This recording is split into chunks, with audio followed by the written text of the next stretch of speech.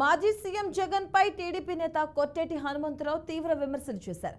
గత ప్రభుత్వ హయాంలో హత్యలు, భూ కబ్జాలు, అత్యాచారాలు లెక్కకు మించి జరిగాయని ఆరోపించారు.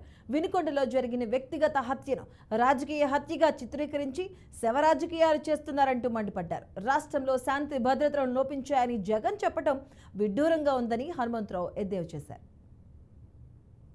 జగన్మోహన్ రెడ్డి రాష్ట్ర ముఖ్యమంత్రి చంద్రబాబు నాయుడు గారి పైన, అదేవిధంగా రాష్ట్ర ప్రభుత్వం పైన తప్పుడు ప్రచారాలు, బురద జల్లే కార్యక్రమాలు మానుకోవాలని చెప్పేసి తెలియజేస్తున్నాం. జగన్మోహన్ రెడ్డి, నిజంగా నీకు నైతిక విలువ ఉంటే తెలుగుదేశం పార్టీ వచ్చి నెల రోజుల్లోనే 36 రోజుల్లో 36 హత్యలు, భూదందాలు, ఆస్తులు ధ్వంసం కేసులు, అదేవిధంగా మానవభంగాలు జరిగినాయి అని చెప్పేసి నువ్వు తప్పుడు ప్రచారాలు చేస్తున్నావు. నీకు నైతిక విలువ ఉంటే, దమ్ము ధైర్యం ఉంటే నీ దగ్గరున్న ఆధారాలను రాష్ట్ర ప్రభుత్వాన్ని సమర్పించు, నీ నిజాయితీని నిరూపించు.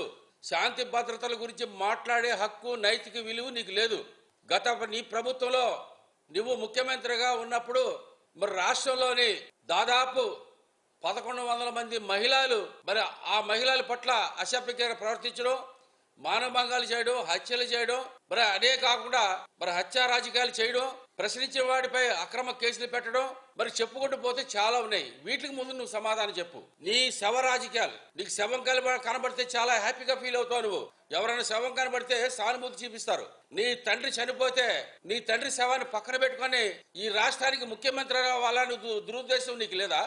దాన్ని తిరస్కరించిన సోనియా గాంధీతో వివాదం పెట్టుకోలేదా? మరి అదేవిధంగా మరి రాష్ట్రంలోని మరి ఎంతమంది హత్యకు గురయ్యారు? ఈ శవం కనబడితే చాలు, రాష్ట్రంలో జరిగే గొడవలు ఏదైనా సరే దానిని రాజకీయ పిలిపించి నీ రాజకీయ